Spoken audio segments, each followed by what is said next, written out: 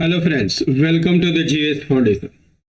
आप सभी छात्रों से मेरा रिक्वेस्ट है कि फटाफट से इस सेशन को आप अपने दोस्तों के साथ, रिश्तेदारों के साथ, जितने भी जेटेड के एस्पिरेंट हैं जिसे आप जानते हैं दोस्तों, उन सभी के साथ इस वीडियो को जरूर शेयर कर दीजिएगा।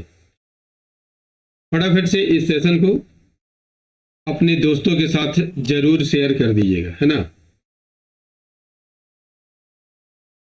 आज के सेशन में हम लोग करने वाले हैं इंडियन पॉलिटी, और इंडियन पॉलिटी में संघीय कार्यपालिका को देखेंगे और संघीय कार्यपालिका में हम लोग राष्ट्रपति से संबंधित एमसी को यहाँ पर डिस्कस करने वाले हैं। इसके साथ आपको मिलने वाला है इससे संबंधित फुल एक्सप्लेनेशन, और एक्सप्लेनेशन भी आपके एग्जाम के दृष्टिकोण से महत्वपूर्ण रहेगा दोस्तों। यहाँ से भी आपकी परीक्षा में प्रश्न बनेंगे, तो वीडियो को एंड तक आप जरूर देखिएगा, ठीक है। हो सके तो एक कलम कॉपी लेके बैठिएगा दोस्तों। जब आप कलम कॉपी लेके बैठते हैं ना, और जब आप चीज़ों को लिखते हैं तो अच्छी तरह याद हो जाता है। इसीलिए मैं आपसे रिक्वेस्ट कर रहा हूं कि आप जो है एक कलम कॉपी लेके जरूर बैठिएगा, ठीक है। तो चलिए यहाँ पर बिना देरी के हुए स्टार्ट कर लेते हैं आज के सेशन को। देखिए, पहला सवाल आपके स्क्रीन पर है। क्या कहता है? कहता है कि राष्ट्रपति के उम्मीदवार के लिए क्या आवश्यक नहीं है? आयु 35 वर्ष हो, ये आवश्यक है। पढ़ा लिखा हो, ये आवश्यक नहीं है। संसद चुने जाने की योग्यता रखता हो, ये भी आवश्यक है। और देश का नागरिक हो, ये भी आवश्यक है। तो राइट आंसर क्या हो जाएगा? Option B is the correct answer. देखिए, भारत के राष्ट्रपति के पास उच्च शिक्षा की डिग्री होना आवश्यक नहीं है, ठीक है, आवश्यक नहीं है। भारत के संविधान में शैक्षणिक योग्यता को आवश्यकता के रूप में सूचीबद्ध नहीं किया गया है। क्लियर? भारत के राष्ट्रपति बनने के लिए उम्मीदवार की योग्यताएं क्या क्या होनी चाहिए, आइए हम इसे देख लेते हैं। पहला नंबर तो उम्मीदवार को भारत का राष्ट्रपति होना चाहिए, भारत का नागरिक होना चाहिए, ठीक है। दूसरा है उनकी आयु कम से कम 35 वर्ष होनी ही चाहिए, ठीक है। तीसरा है उन्हें लोकसभा के सदस्य के रूप में चुनाव के लिए योग्य होना चाहिए। चौथा है उन्हें भारत सरकार या किसी राज्य सरकार के अधीन या उक्त सरकारों में से किसी के नियंत्रण के अधीन किसी स्थानीय या अन्य प्राधिकार के अधीन लाभ का पद नहीं होना चाहिए। ये सभी योग्यताएं जो है राष्ट्रपति बनने के लिए आवश्यक है, ठीक है। देखिए, अगला सवाल क्या कहता है? राष्ट्रपति किसके द्वारा चुना जाता है? सीधे जनता द्वारा? नहीं चुना जाता है। संसद द्वारा? सिर्फ संसद द्वारा नहीं चुना जाता है, संसद और राज्य विधानसभाओं द्वारा चुना जाता है। Option C is the right answer. देखिए, राष्ट्रपति के निर्वाचन के लिए एक निर्वाचक मंडल होता है। इस निर्वाचक मंडल में लोकसभा, राज्यसभा और राज्य की विधानसभाओं और दिल्ली और पुडुचेरी केंद्र शासित प्रदेशों की विधानसभाओं के निर्वाचित सदस्य भाग लेते हैं, ठीक है। इन्हें एकल संक्रमणीय वोट के माध्यम से आनुपातिक प्रतिनिधित्व के सिद्धांत के आधार पर अप्रत्यक्ष रूप से चुना जाता है, यानी डायरेक्ट इसे जनता द्वारा नहीं चुना जाता है, ठीक है। इन्हें जनता द्वारा नहीं चुना जाता है। क्लियर? चलिए अगले सवाल की ओर बढ़ते हैं। देखिए, अगला सवाल क्या कहता है? भारत के राष्ट्रपति को पद की शपथ कौन दिलाता है? भारत का अटॉर्नी जनरल, मुख्य चुनाव आयुक्त, भारत का मुख्य न्यायाधीश या लोकसभा स्पीकर? भारत के राष्ट्रपति को पद की शपथ कौन दिलाता है? राइट आंसर हो जाएगा ऑप्शन सी, भारत का मुख्य न्यायाधीश, ठीक है। भारत के मुख्य न्यायाधीश भारत के राष्ट्रपति को शपथ दिलवाते हैं। मुख्य न्यायाधीश की अनुपस्थिति में राष्ट्रपति को कौन शपथ दिलवाएगा? सर्वोच्च न्यायालय का वरिष्ठतम न्यायाधीश। ठीक है। किस अनुच्छेद के तहत राष्ट्रपति शपथ लेते हैं? अनुच्छेद 60 के तहत शपथ की पुष्टि की जाती है। राष्ट्रपति का कार्यकाल 5 वर्ष का होता है। उनकी नियुक्ति निर्वाचक मंडल द्वारा होता है, बता चुका हूं दोस्तों। और वह उपराष्ट्रपति को संबोधित करके इस्तीफा देते हैं। क्लियर है? चलिए नेक्स्ट क्वेश्चन, सेशन को लाइक करते चलिएगा दोस्तों। देखिए, भारत में राष्ट्रपति की मृत्यु, पदत्याग अथवा हटाए जाने पर पद में हुई रिक्ति को भरने की समय सीमा क्या है? 1 माह, 9 माह, 3 माह या 6 माह? आंसर कीजिएगा। इसका राइट आंसर हो जाएगा ऑप्शन डी, 6 माह के अंदर जो है उसे भर लेना चाहिए। ये राष्ट्रपति की मृत्यु हो, त्यागपत्र हो या हटाए जाने या अन्य कारण से उसके पद की रिक्ति को भरने के लिए रिक्ति होने की तारीख के बाद जो है यथाशीघ्र और किसी भी दशा में 6 माह से अधिक समय नहीं होना चाहिए। क्लियर? चलिए अगले सवाल की ओर बढ़ते हैं। देखिए अगला सवाल क्या कहता है। सर्वसम्मति से निर्वाचित भारत के राष्ट्रपति कौन थे? सर्वसम्मति से। एस राधाकृष्णन, वीवी गिरी, नीलम संजीव रेड्डी या ज्ञानी जैल सिंह? सर्वसम्मति से यानी निर्विरोध, ठीक है, निर्विरोध चुने जाने वाले राष्ट्रपति कौन थे दोस्तों? नीलम संजीव रेड्डी है। कौन है? नीलम संजीव रेड्डी। राइट आंसर क्या हो जाएगा? Option C is the correct answer. 26 मार्च 1977 को नीलम संजीव रेड्डी को सर्वसम्मति से लोकसभा का स्पीकर चुना गया था। ठीक है, ये लोकसभा के स्पीकर पहले बने थे। ठीक है, लेकिन 13 जुलाई 1977 को ये लोकसभा स्पीकर के पद से इस्तीफा दे दिए थे। क्यों दे दिए थे? क्योंकि उन्हें राष्ट्रपति पद के लिए नामांकित किया जा रहा था, जिसमें नीलम संजीव रेड्डी सर्वसम्मति से निर्विरोध छठे राष्ट्रपति चुन लिए गए थे। ठीक है, इनका कार्यकाल 19 मई 1913, इनका जन्म 1913 में हुआ था और मृत्यु 1996 में हुआ था। क्लियर? चलिए नेक्स्ट कर लेते हैं।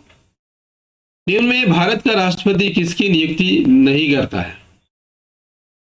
उपराष्ट्रपति की नियुक्ति नहीं करता है। ठीक है, option A is the correct answer. प्रधानमंत्री की नियुक्ति करते हैं, राज्यपाल की भी नियुक्ति करते हैं, मुख्य निर्वाचन आयुक्त की भी करते हैं। देखिए, भारत के राष्ट्रपति द्वारा जो नियुक्तियां होती है दोस्तों, प्रधानमंत्री, सर्वोच्च न्यायालय के मुख्य न्यायाधीश, उच्च न्यायालयों के मुख्य न्यायाधीश और न्यायाधीश, उपराज्यपाल, राज्यपाल, चुनाव आयोग और वित्त आयोग के सदस्यों की नियुक्ति करते हैं। भारत के अटॉर्नी जनरल की नियुक्ति की जाती है। भारत के नियंत्रक महालेखा परीक्षक की, संघ लोक सेवा आयोग के अध्यक्ष और सदस्य की नियुक्ति की जाती है। और अंतर्राज्यीय परिषद और केंद्र शासित प्रदेशों के प्रशासक की नियुक्ति राष्ट्रपति के द्वारा की जाती है। जबकि उपराष्ट्रपति की नियुक्ति एक निर्वाचक मंडल के द्वारा होता है। ठीक है, निर्वाचक मंडल के द्वारा होता है। क्लियर? चलिए देखिए अगला सवाल क्या कहता है। भारत के राष्ट्रपति को कार्य अवधि की समाप्ति से पूर्व भी पद से हटाया जा सकता है। ठीक है, सत्ताधारी राजनीतिक दल द्वारा, प्रधानमंत्री द्वारा, महाभियोग के द्वारा या न्यायालय के द्वारा? आंसर कीजिएगा। इसका राइट आंसर हो जाएगा महाभियोग के द्वारा राष्ट्रपति को हटाया जा सकता है। ठीक है, भारत के राष्ट्रपति को हटाने के लिए महाभियोग लाया जाता है। कहां पर लाया जाता है? संसद में लाया जाता है। किस अनुच्छेद के तहत लाया जाता है? अनुच्छेद 61 के तहत लाया जाता है। और राष्ट्रपति की महाभियोग का एकमात्र आधार संविधान का उल्लंघन है। यदि राष्ट्रपति संविधान का उल्लंघन करता है तो उस पर महाभियोग लाया जा सकता है। महाभियोग की प्रक्रिया किस सदन में शुरू होती है? किसी भी सदन में शुरू हो सकती है। आरोप जो है एक नोटिस में सम्मिलित होता है, जो आरंभ करने वाले सदन के कुल सदस्यों के 1/4 द्वारा हस्ताक्षरित होता है।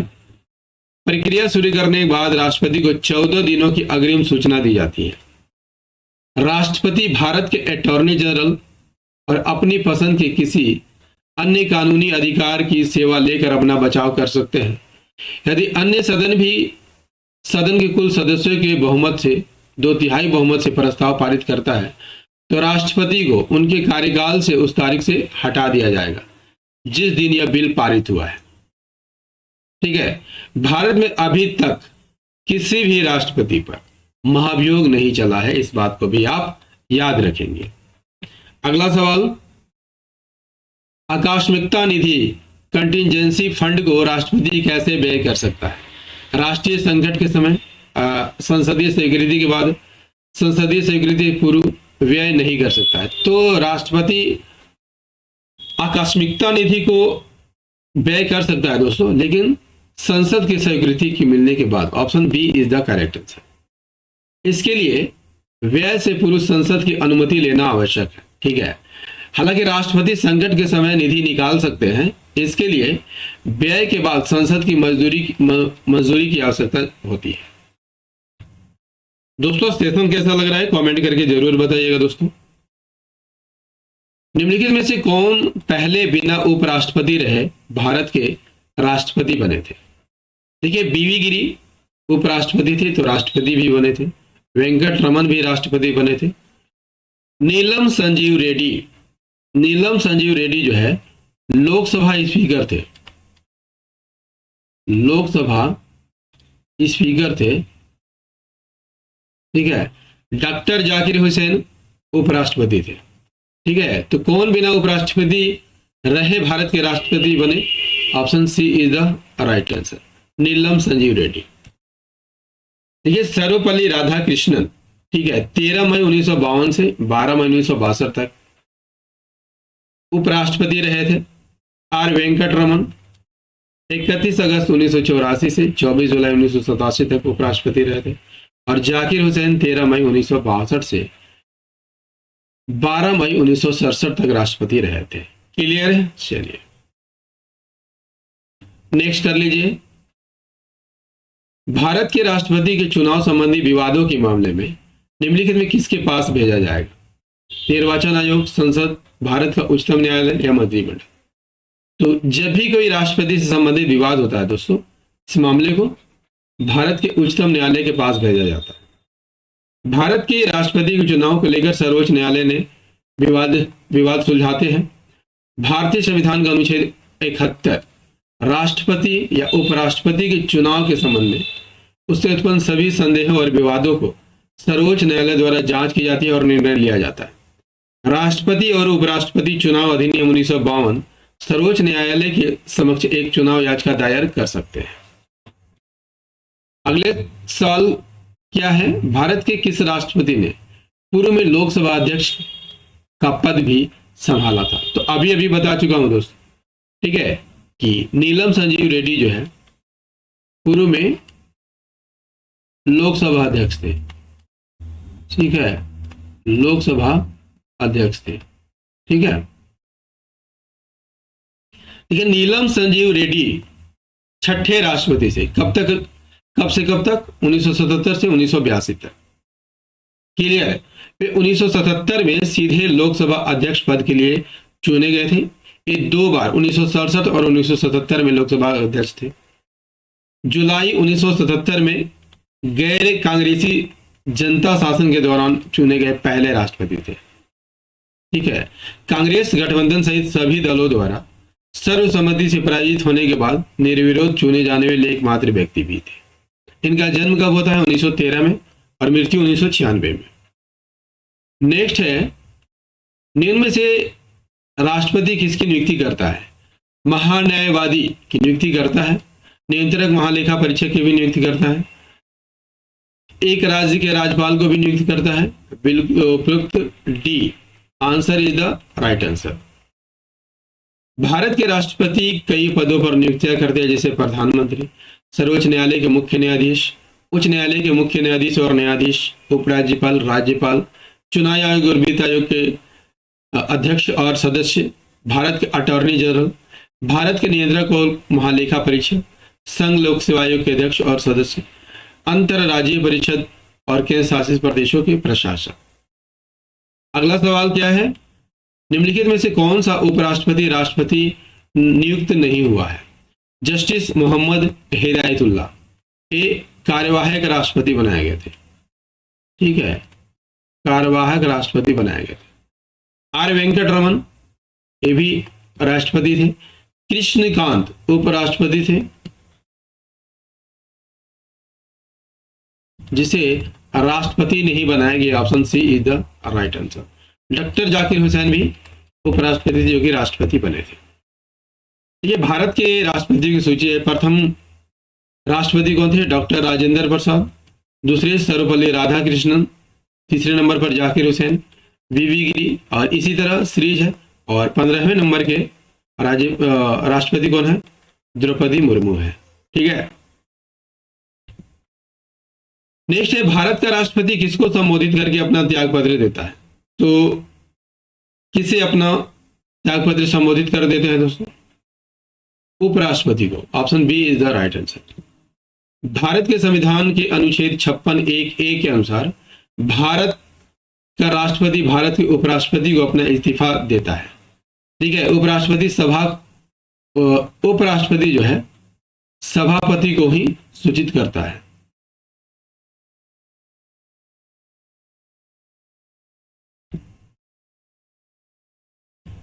राष्ट्रपति के विरुद्ध महाभियोग का आरोप लगाकर उसे हटाने का प्रस्ताव पारित होना चाहिए राज्यसभा के 2/3 बहुमत से, लोकसभा द्वारा 2/3 बहुमत से, लोकसभा अध्यक्ष और राज्यसभा के सभापति के निर्णायक बहुमत से, संसद के दोनों सदनों के 2/3 बहुमत से। इसका राइट आंसर हो जाएगा ऑप्शन डी, संसद के दोनों सदनों के 2/3 बहुमत से। संसद के दोनों सदनों के उपस्थित और मतदान करने वाले सदस्यों के 2/3 बहुमत से अलग अलग प्रस्ताव पारित करना होगा। नेक्स्ट है, राष्ट्रपति द्वारा आपातकाल की घोषणा के लिए किसकी स्वीकृति आवश्यक होती है? केंद्रीय मंत्रिपरिषद की, संसद की, उच्चतम न्यायालय की, या इनमें से कोई नहीं? तो संसद की स्वीकृति आवश्यक होती है।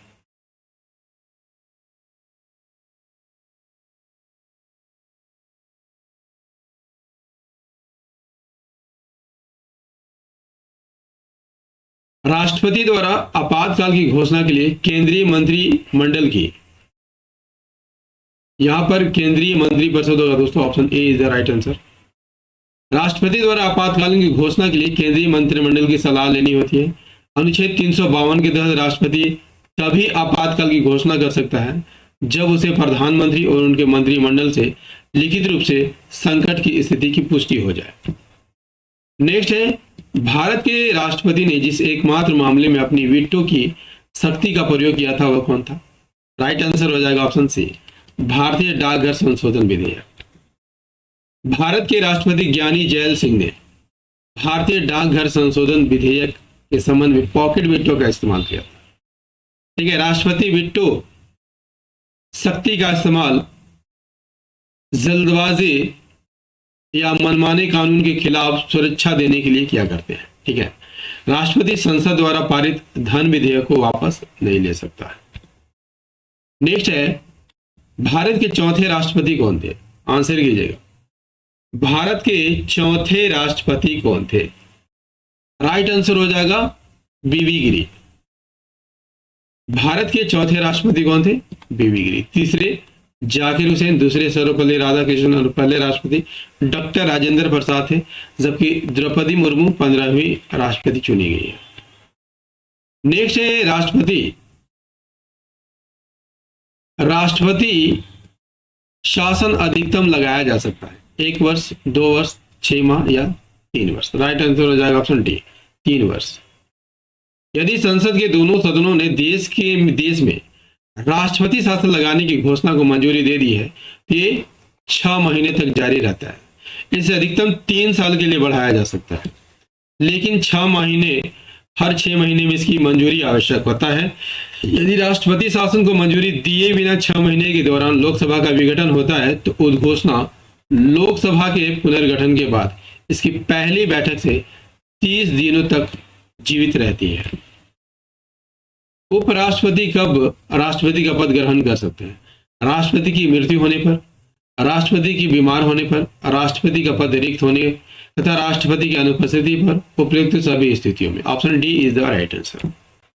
राष्ट्रपति की मृत्यु, पद त्याग, पद से हटाए जाने, अन्य कारण से उसके पद में हुई रिक्ति की दशा में उपराष्ट्रपति राष्ट्रपति के रूप में काम करता है। दोस्तों, इंडियन पॉलिटी का ये सेशन आपको कैसा लगा? उम्मीद करता हूं दोस्तों काफी अच्छा लगा होगा। यदि सेशन पसंद आया हो एक लाइक कर दीजिएगा, अपने दोस्तों के साथ इसे शेयर कीजिएगा, और यदि आप भी इस चैनल पर नए हैं तो चैनल को जरूर सब्सक्राइब कर लीजिएगा और बेल आइकन को प्रेस कर लीजिएगा। और हाँ दोस्तों, यदि इस सेशन में हमसे कोई गलती हुई हो तो आप कमेंट में इसका जिक्र कीजिएगा, अगले वीडियो में सुधार किया जाएगा। ठीक है, तो मिलते हैं अगले सेशन में, तब तक के लिए जय हिंद, धन्यवाद।